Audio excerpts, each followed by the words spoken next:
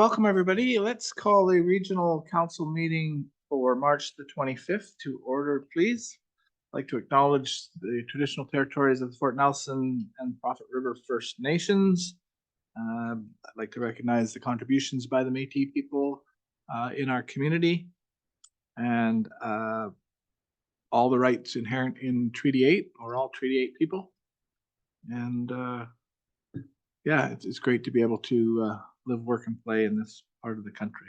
So please be advised that tonight's meeting is available for the public to attend virtually, is being streamed and recorded. Are there any council additions to tonight's agenda? I have two. I would like to have a discussion about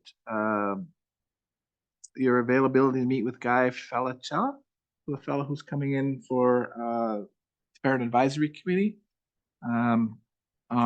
to talk about drugs and different ways to mitigate that. So that would be the night of April 17th. But I'd like to talk about that. And second is I've got a pretty active conference schedule. So just a reminder of the dates that some of you might have to chair the meetings while I'm gone. So we'll add Guy Felicella under new business. And the active conference schedule, I guess, 10.4 under new business. Okay. Is there any public online that wishes to speak to tonight's agenda?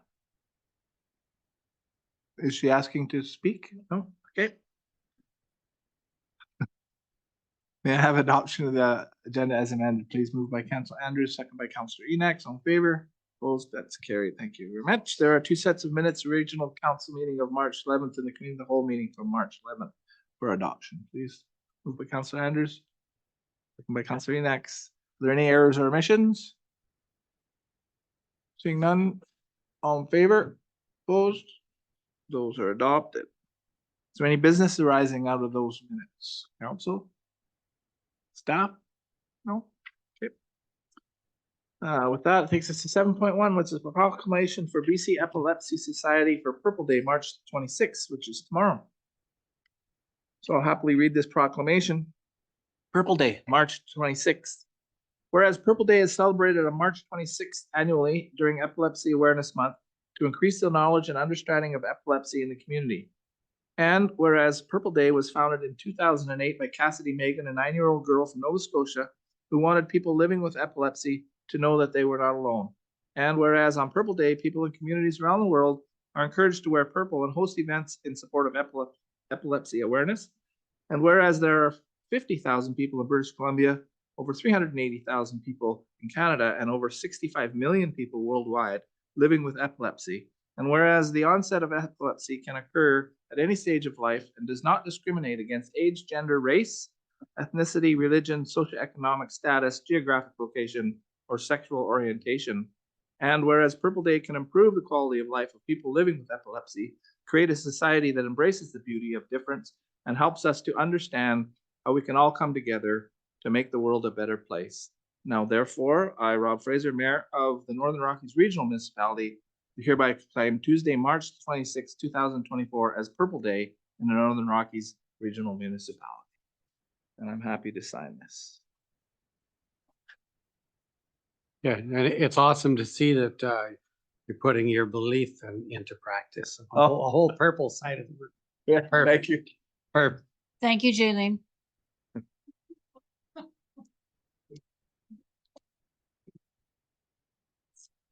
Okay, that brings us to 8.1, Administrative Report 1224, Northern Rockies Roundtable Support and Facilitation for Discussion. Staff, please. Welcome. Good evening, Mayor and Councillors. So before you is a report regarding the Northern Rockies Roundtable, which is a group that was formed on and about in 2018 by the Ministry of Forests, Lands and Natural Resource Operations and Rural Development, who is now currently the Ministry of Forests. The Northern Rockies Roundtable was formed to discuss and focus on land issues, forestry issues, natural resource issues within the Northern Rockies Regional Municipality. Recently, provincial staff have indicated they're unwilling to provide resources to co-chair the roundtable.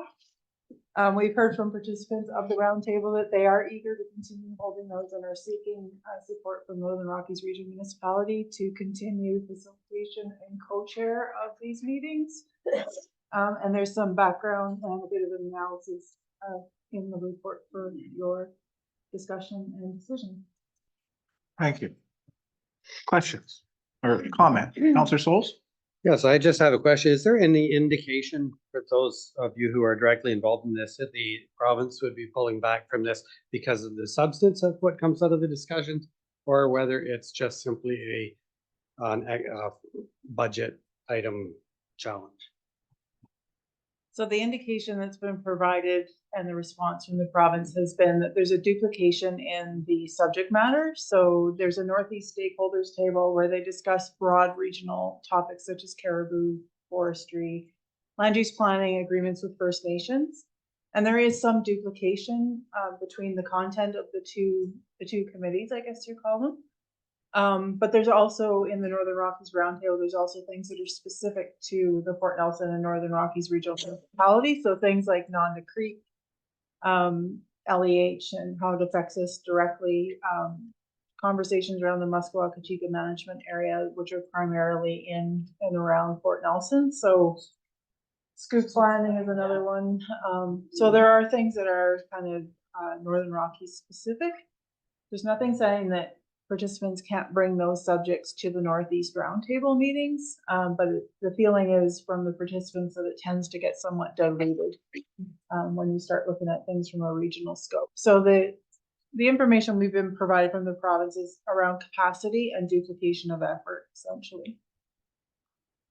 And I can back that up because I had a direct conversation with the decision maker. Who's basically said she's would like to support it, but just doesn't have the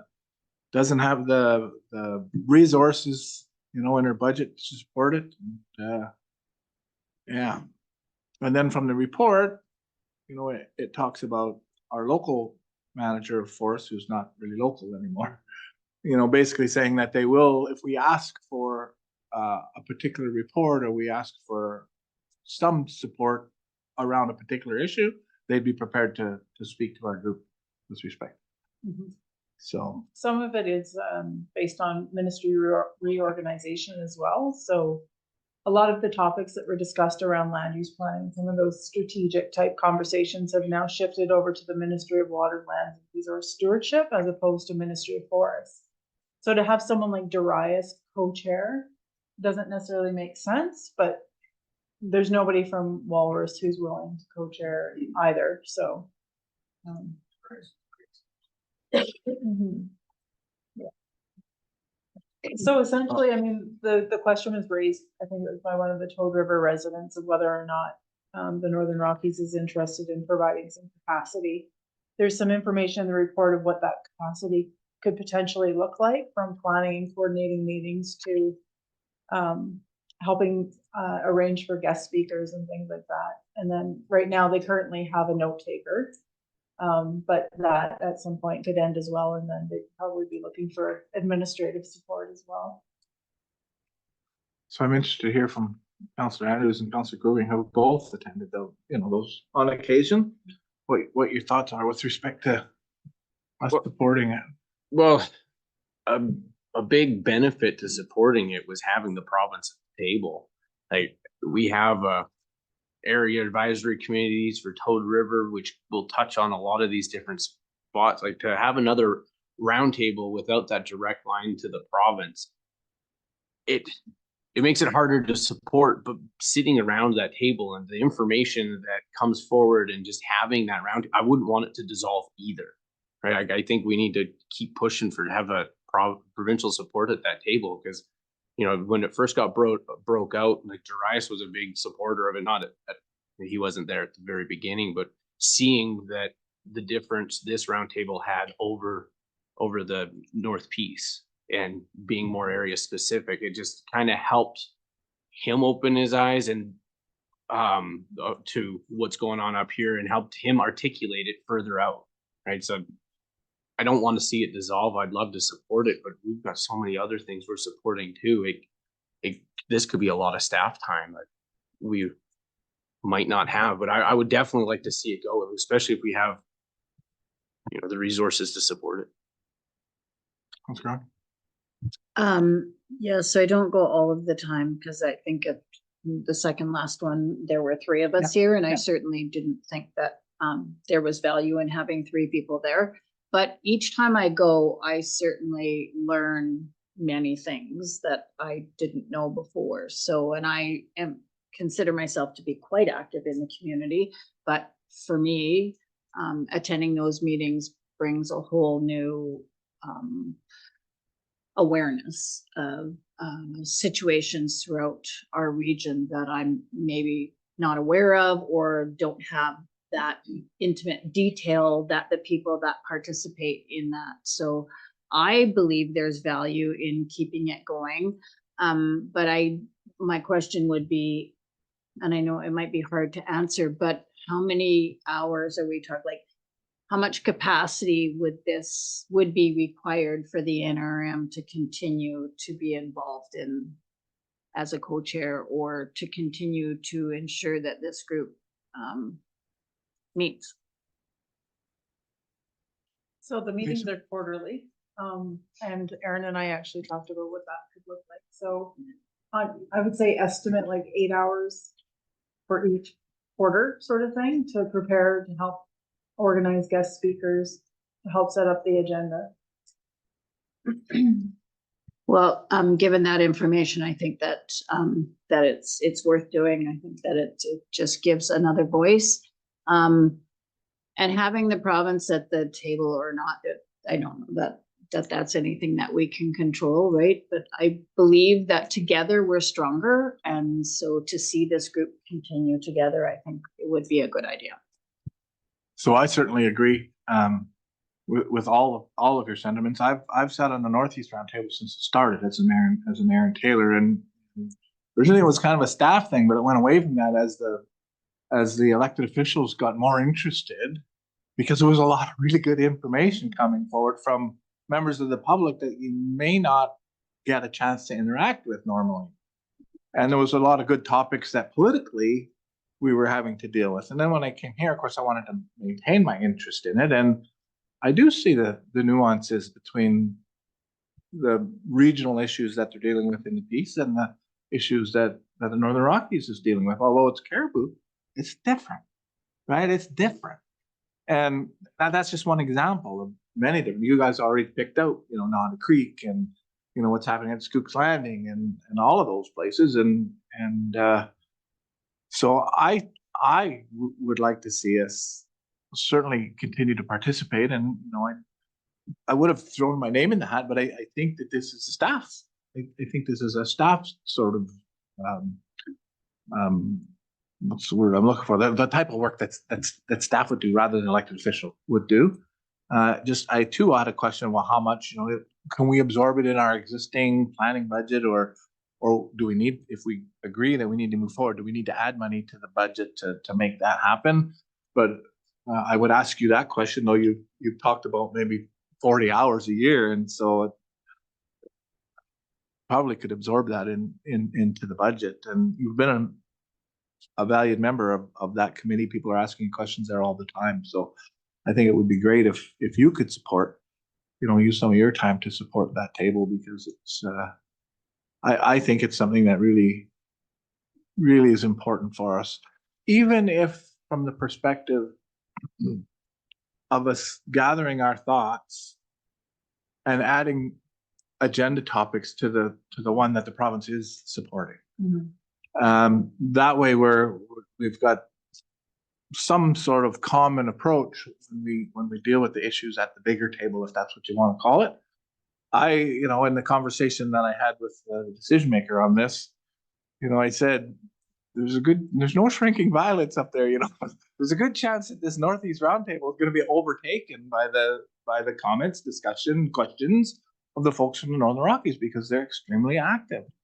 That's the way it happens. That's the way it happens. So I think proving our worth to them will potentially maybe bring them back to a place where they'll be prepared to fund it in the future. So, Councillor Knowles? Just two comments. First of all, the province didn't say that it would completely disappear. And it did say that it would,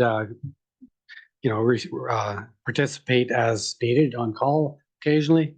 And so I don't think that we're losing the connection there. But the most important thing I believe about supporting this, if we have the capacity to do so, is that the Northern Rockies as a whole is best illustrated by a group like this, better than any other forum that we have at this point. And because it brings input from the whole region that we are, and we already have the default of having even people use the term, what the town thinks about this or the town thinks about that. And it's great that we have an urban centric Fort Nelson, but we have a municipality that if we can pull these groups, it's well represented, a broad range of groups in it. I think it's actually wise to co-chair. Thanks. Okay, so I think I think there's consensus around the table, a resolution to support this with the amount of time that staff feels appropriate.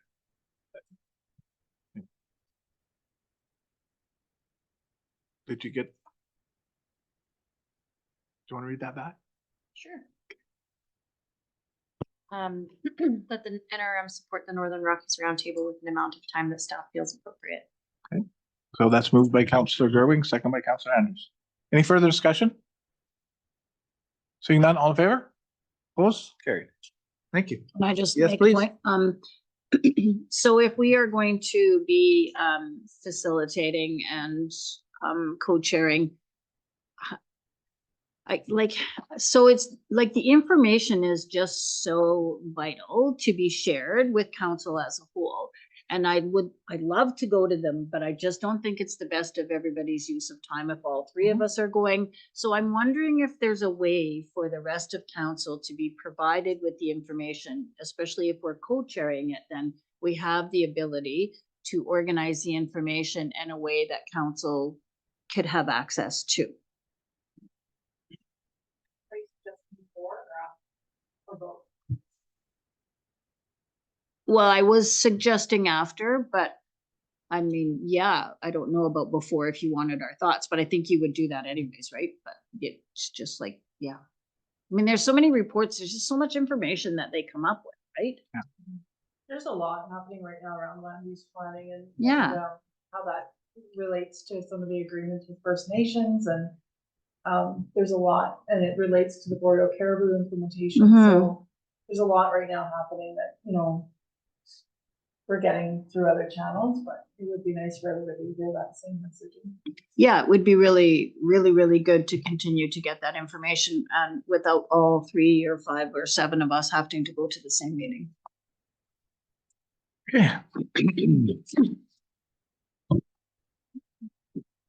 Okay, that brings us to item 8.2 on the agenda, admin report number 13, the Chamber of Commerce Trade Show requests 2024. This report there in front of us.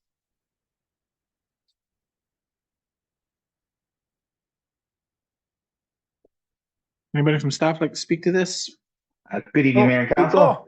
Sorry, I'm hoping you can see me up Johnny. there. I'm sorry. Yeah, go ahead. I'm hoping you can hear me as well. I've been having some technological issues. So first, I'd like to start by saying thank you to the corporate services team for actually getting me in and online here so you could actually see and hear me today. Yeah. So yes, this is the admin report number 13 for this year. It's a follow-up to the regional council meeting from last meeting, where the Chamber of Commerce had put in a request for a fee waiver for the annual trade show. A bunch of information in there, but for a highlight in it, last year they had a similar fee waiver that went through and was successful. The one last year they also had, or the council had also approved the, make sure I don't get the wording wrong, one-time title sponsorship of $15,000 as well as the waiver of fees. So this year they're not asking for that, they're just asking for the fee waiver, and the cost of that as a grand total for the whole ask is $5,874.75. That'll include the the rental of both arenas, as well as the inflatables, the sound system, the tables and chairs as requested, and the staff time to facilitate the inflatables. So with that, I will see if there's any questions. Are there any questions?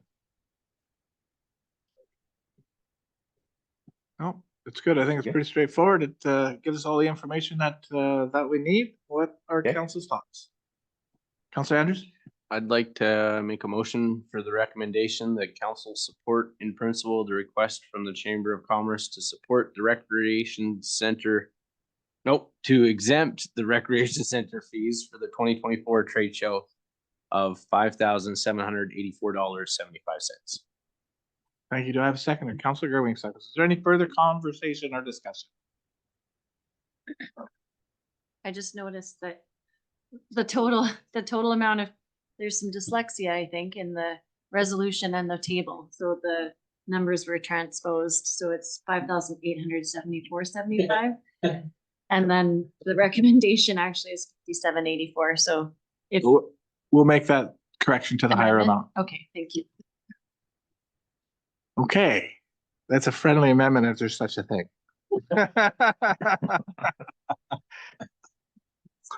Okay, are there any other discussion? Seeing none, all in favor? Opposed? That carries. Thank you. Thank you. Update with respect to the policy around this. I think, can you give us a bit of an update of where we are around?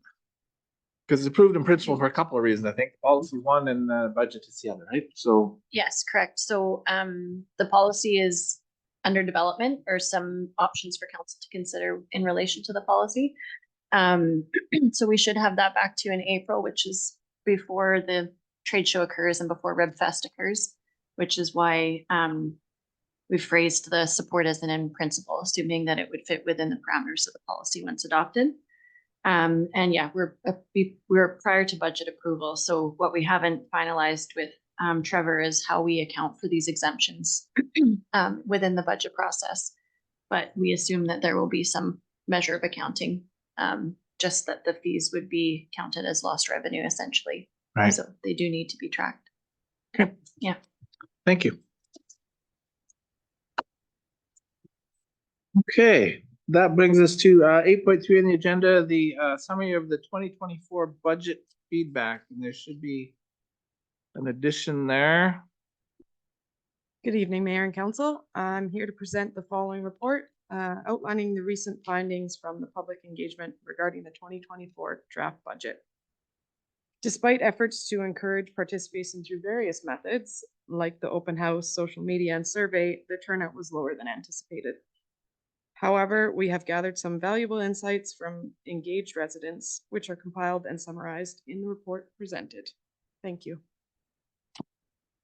Thank you for the report. Thank you for all those people who did participate. It's super disappointing to see that folks, you know, don't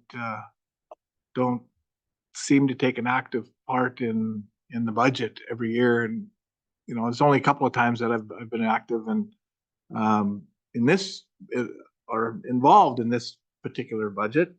The same was true in the community, the last community I came from. I could count on one hand how many people, and I generally knew exactly who it was who might come, and generally the type of questions that they would ask. But it's not through lack of trying here. That's for sure. I think that that staff has done a yeoman's job to set this up. I think the information that was provided was very good.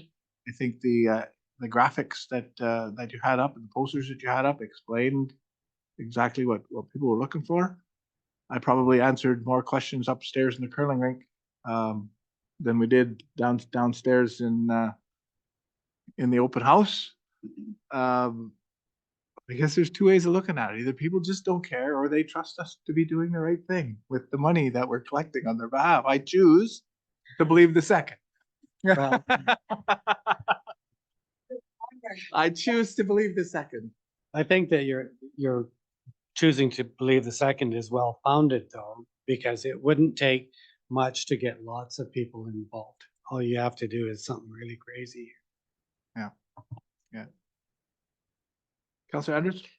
Counselor Goering and I were kind of loosely talking about it on our walk in here, and I noticed the other weekend when I was at the farmer's market, we had staff members there with a booth for the OCP, soliciting information that way. And they had a lot of people at that table. For the 5 minutes I was in the farmer's market, they seemed to solicit about 6 or 7 different people that maybe they didn't answer the questions, but they were at least kind of, they were looking at everything, right? They're engaged. Thank you.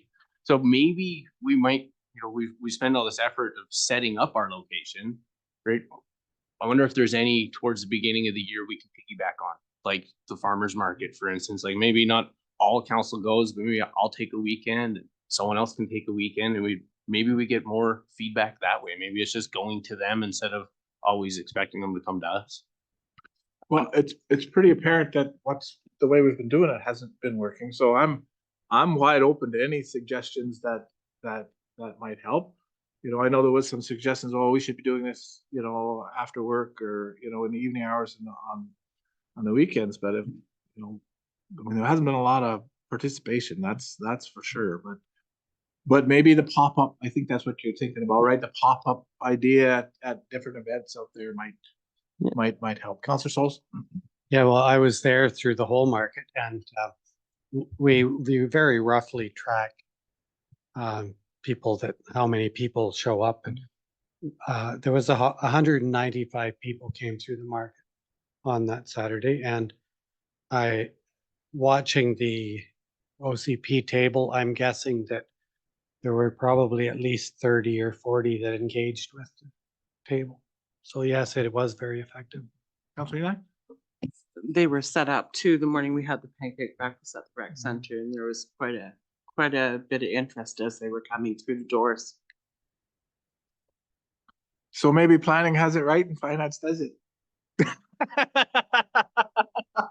I think the lesson learned is that scheduling something and expecting people to come to you doesn't work. So it's going to where people are, and or accepting that it doesn't always have to be a formal process. Like it could be a simple script of conversation starters that anyone could have, whether they're sitting at the rink or they're going to a chamber meeting or Rotary meeting, or just to have kind of those informal conversations, but around that topic. And then it's also a way to provide input. Granted, it's not maybe formalized in a report, but it's still helpful to understand if things are going in the right direction. And we've talked about the approach as well. So some of the questions would be just as appropriate to deliver something like that in a survey early before we start developing the budget. So in the fall, so that informs actually how we start building the budget. And then once it's in draft format, you can check back with people to say, did we get it right? We heard what you said, did we get it right? And then they at least have something to compare those questions to. So Counselor Goering? yeah, another idea is to form a focus group early on in the season, right? And then take that group all the way through the process and have representation from, up highway and all the different groups and citizens in our community. So that might be an idea. Yeah. That takes a lot of work and a lot of education, right? Bring people up to speed, but the more people that are up to speed, the better the questions are going to be, the more they're going to interact with their neighbors, their own friends and neighbors. So yeah, that might be a great idea as well. Conversation I had at the curling rink, those 7 or 8 fellas sitting around there and having a few drinks and talking about the budget and talking about the costs of doing business is going up, and I think there was generally acceptance there and a casual conversation that the cost of doing business is higher for everybody, and nobody likes to pay more taxes, nobody, but they recognize that it's still a business that needs to be supported, and there's a lot of services that come out of that. And if anybody was really going to be mad, I'd just buy them a drink. Or a bag of vegetables. Or a bag of vegetables. So I think we just need to receive this for information and forward it to our discussions in the budget. So somebody like to receive information, moved by Councilor Andrews, second by Councilor Souls. All in favor? Opposed? That's carried. Thank you. So moving to discussion. There is a letter there, from Mr. Bala Tirupathy, I think. I apologize if I said that now, on the establishment of Drug Rehabilitation Counseling Service Center in Fort Nelson for discussion. So somebody to move that for discussion, please. Moved by Counselor Andrews, second by Counselor Enoch. All in favor? Opposed? Carried. So, this is a necessary service. Everybody seems in this, I think this is unsolicited. It comes to us really out of the blue from this fellow who I don't know who he is, but he's working for the Northwest Territories government. He seems to have 6 years experience. I don't think he's a doctor. I think he's has a master's degree. Is what he puts in there. I don't know why he wants to come to Fort Nelson. Don't know exactly what the service looks like, but he's looking to make a contact with us. And I certainly would like to see us at least check into what the services he's looking to offer and create at least a start of a relationship with them. And if it's something that works out into something much bigger, that would be great. So I'm interested in your thoughts as well. Councillor Growing? I'm just wondering if council is interested in further investigation into this idea, if the Community Health Plan Steering Committee would be a place that this could go to, looking for confirmation from. Good. I mean, it might be outside that scope of practice, but Just so that council's aware, Hillary, our community and social development coordinator, reached back out to this gentleman on March the Oh, good. 13th and let this person know that the correspondence will be provided to mayor and council, and offered to schedule a meeting to find out more about what services were being offered. And we just simply received a response that said thank you. That was it. So Hillary's going to follow back up when she's back in the office on April 4th, unless you'd like to take a different direction. But our intent was to follow back up and just see if he's wanting to have a bit more of an in-depth conversation with probably Hillary and Diana. I think that's a great idea. Okay. Good. Okay. Thank you. That's what we'll do.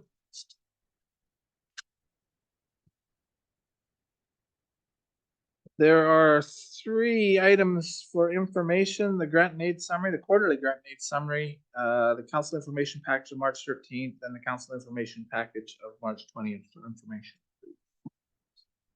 Moved to receive for information, Councillor Souls, second by Councillor Andrews. All in favor? Opposed? Carried. Thank you.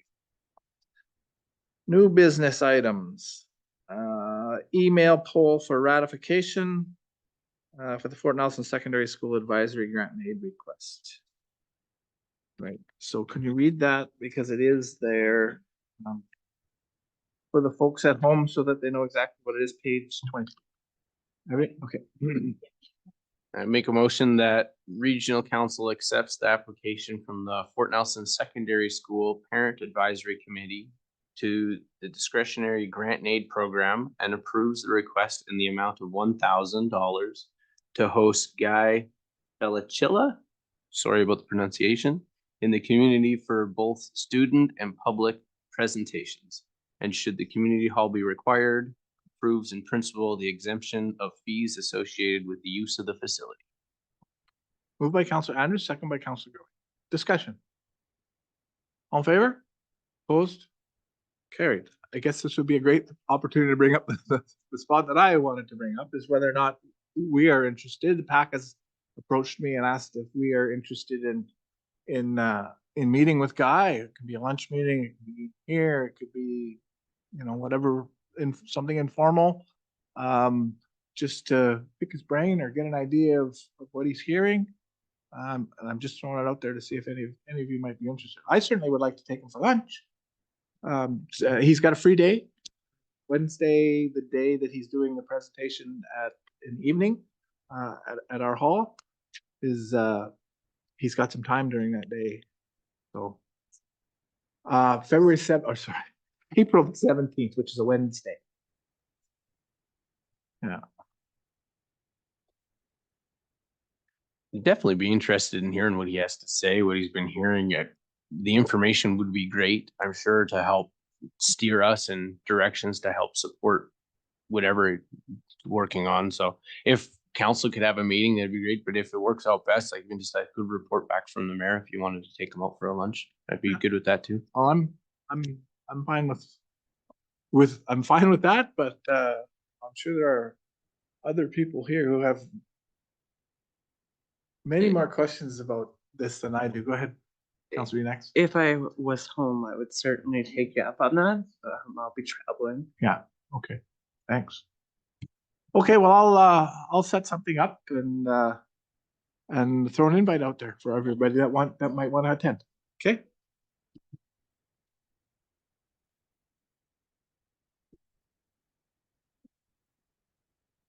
Okay, that brings us to, the confirmation of the proposed budget meeting date, so.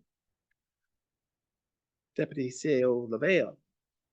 Thank you, Mayor.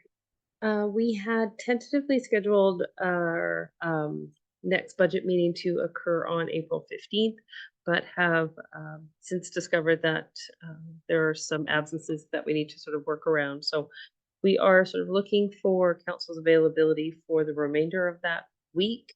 So the 16th to the 19th, and to also discuss with council format and time. There was a suggestion about evening, so an after work, or would council be all right with our typical noon to 5 type schedule? Just looking. to Based on gauge- the response that I'm happy with the noon to 5 schedule, the way we've been doing it. We throw it out there to everybody.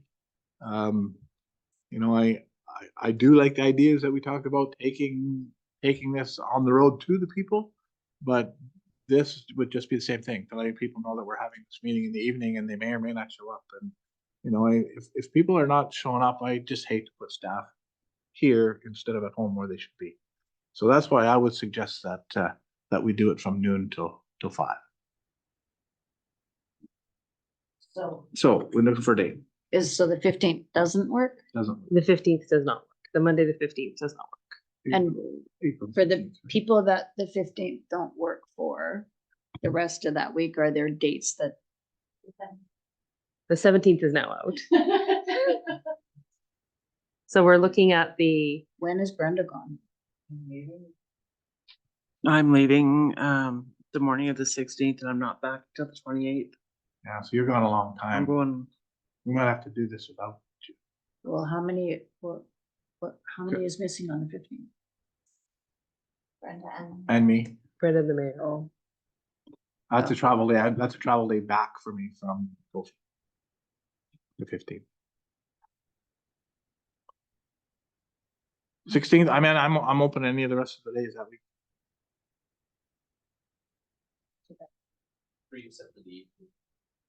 Okay. So we're looking from noon till 5 on any of those days. Yeah. I'm good on the 16th, Tuesday. 16th works for me. Okay. so is that a for sure now? Am I putting it in pen or pencil? But my other question is how long would council like us to schedule? We had 4 sessions scheduled last time. We used 1.5 ish. Yeah. So that was for your first look at the fulsome budget. Yeah. So this is your second look and this is your final look. Are we Well- approving at this one? Okay, Yes. thank you. Yeah, Time's keeping me. yeah, yeah. It's okay. Yeah, so this to me, this one finalizes the budget to go to the I just lost it. The If I- thank you. Yes, it does. But that goes to the bylaw. This will be the budget by which we will base the 5-year financial plan and the tax rate bylaw. Right. Okay, so you're asking for opinions. So just for myself, I would prefer one day and just get through it. Like, I don't know, like, I think 5 so, hours is fine. Hmm? I think 5 hours will be locked, one day. but last time it took us a day and a half, like, But you had never seen it. You had not seen it Oh. before. So this is the same budget. okay. You're seeing it So I before. think We'll 5 hours we'll is provide pretty you good. with a list of amendments, like a itemized list. This got changed, this got changed, this got changed. Yeah. Yeah. So 1 session? Okay. Counselor Souls, I think One session is good for me. Okay, so we're the 16th then? 16th, noon. Yeah, So we're missing Counselors Dickey and Roper, so So we we'll- can confirm with them their availability before we put it in ink if you'd like. Okay. Yes, and Brenda will be there. Right, Yeah. so we need one of the two of them, I think. you'll still get an Counselor- opportunity to look at it because it still has to go through the whole bylaw process, right? So Counselor Andrews, you had multiple said kicks at this cat. the 18th was no good for you. I would just have to most likely show up about 15-20 minutes late. Okay, I'm just looking at the calendar and I think Scott is away on the 16th. On the which? On the 16th. I'm just looking at his calendar. No, No. I have a meeting that finishes at 12:15 on, the So 18th. if on we the start at 18th. 12:30, I should be able to make it. Yeah. No. the 18th. Okay. Okay, We'll pull the other two Yeah. members of council for the 18th. okay. Okay. 18th. I think that's Scott. I better put it in there. 18th. Tentatively. Yeah, question mark, exclamation mark. Okay. So the other thing was, I will be gone, for the 2 meetings in April, 1 meeting in May and 1 meeting in June. No, April the 8th, I said I was gonna be here. That's right. So it's one in each of those months because of conferences that I'll go to. So, Counselor Gerwin, you're the acting mayor for the April one, I believe. That is April 22nd, you are April away. 22nd, and Councillor Roper is the acting mayor for the one in May and the one in June, I believe. Okay, good. I still intend on participating, just, I can't, just won't, yeah, I just can't share. Okay, so all the controversial topics we'll do in May, not in April.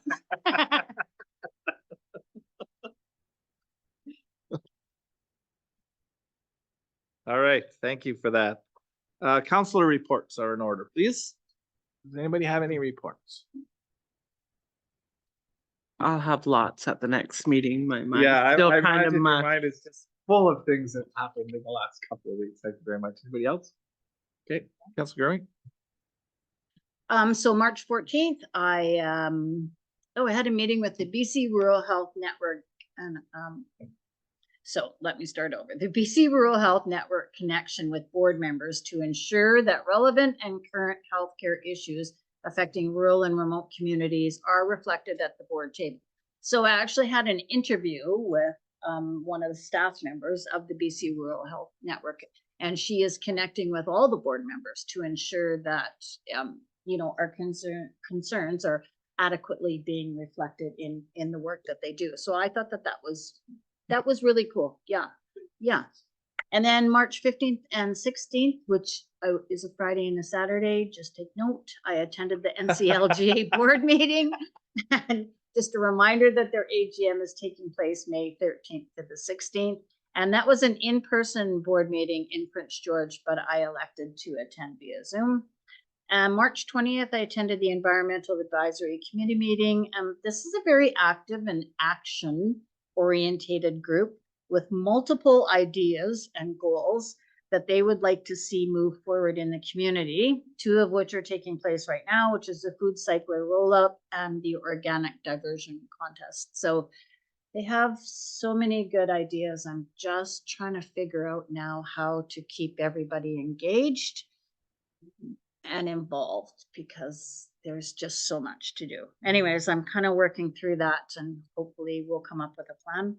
And yeah, that's it. Thank you. Okay, I guess that comes to me. March 13th, I attended the Northern Rockies Roundtable meeting that they had.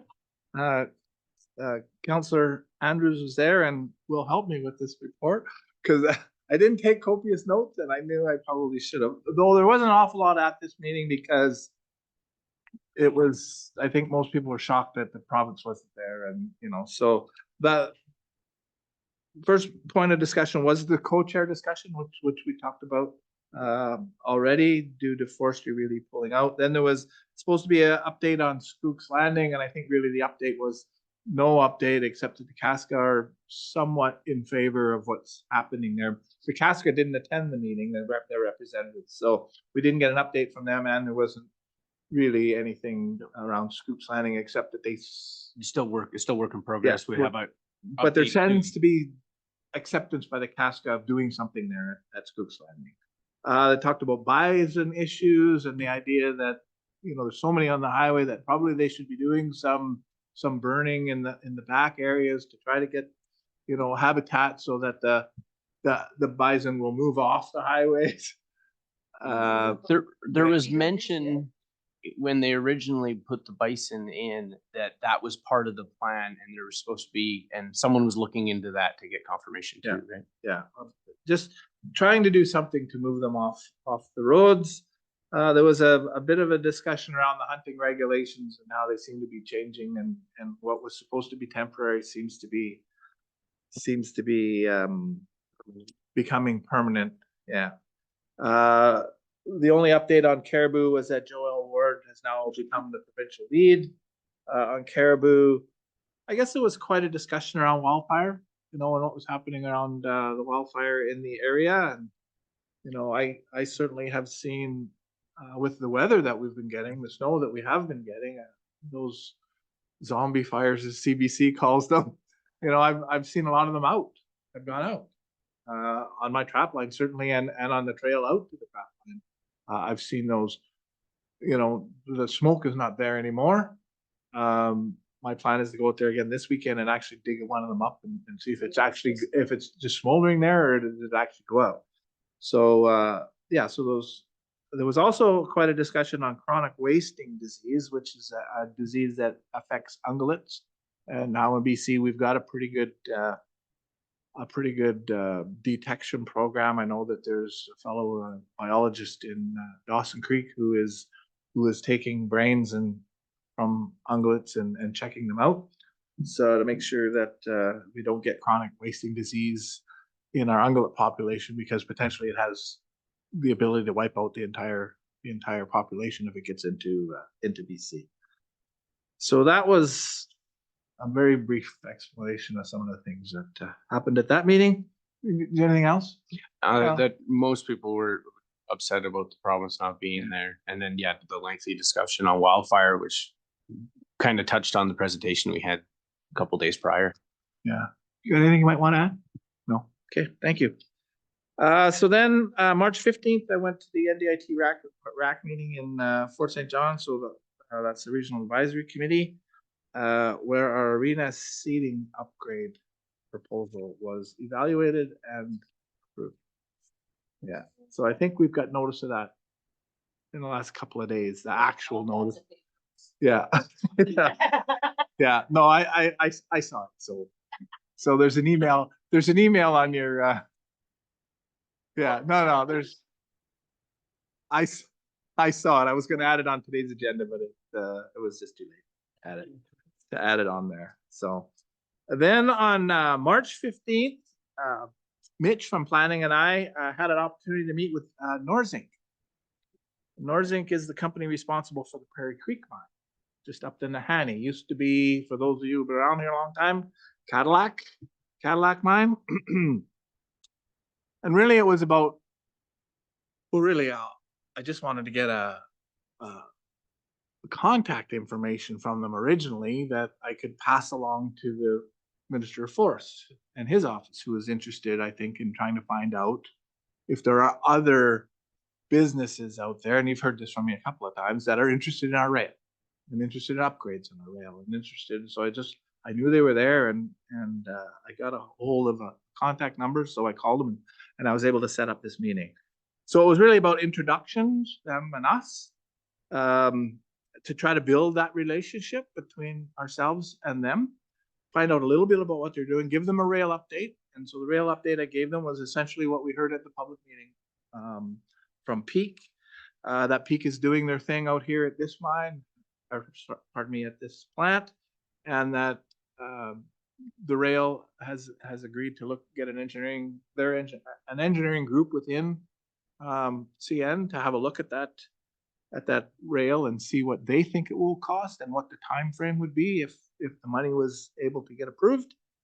Got that contact information, made an introduction between Brian Fair and the CAO of Nordzinc. And then I asked if they would do an update to familiarize us with what their project is and where they are in their project, and they agreed that they would do that. So I passed that, their vice president of media and public relations, I think I passed that off to Jaylene, and I think she sent her the dates of our meetings in the future that they could request a meeting. So yeah, so that was a very good meeting. It was only half an hour, 45 minutes long, but it was a good introduction to them. They are planning on moving forward, and you know, they were looking at the rail service as it is, which is not very much. So anything that improves on what is there now will just be a bonus for them. So they are willing to speak to the minister's office and let the minister know what they're doing and what their plans are with respect to the rail. I mean, you know, they're not going to let me know all their plans, obviously, but they were just getting ready to get their spring program ready and going. Tried to make a contact with the Fireside mine, but they also are in spring startup mode, and their mine manager hasn't called me back yet for exactly the same reason. I'd like to speak to him. The company, the junior copper company that was looking at, was doing some drilling and exploring in the Toad River area, have sold their interest, have gone bankrupt and sold their interest to another company, and I haven't been able to find out which company that, or get contact information for that company. But I'm expecting the folks at Toad River who have been working for the junior to pass me the information as soon as they can. Of course, then on March 20th, we had the committee of the whole meeting that we had no quorum for, but we still had a good discussion about what our notes might look like when we speak with the Minister of Health and Secretary Rice on Wednesday. And then from the 21st to the 23rd, I participated in the Petroleum Club Bonspiel. As soon as we're done here, I'm going to my hot tub because I'm still sore. Okay, so that was, hey, yeah, it was a pretty good fun weekend actually, but it takes a couple of days to recover from. Okay, that's the business outstanding. Is there any notice of motions for moving forward? Oh, yeah, there you go. Thank you. Yeah. Seeing no notice of motions, is there any news media or public that would like to ask questions? Okay, adjournment is in order, please. Moved by Councillor Andrews, second by Councillor Souls. All in favor? Opposed? We are adjourned. Thank you very much, everybody.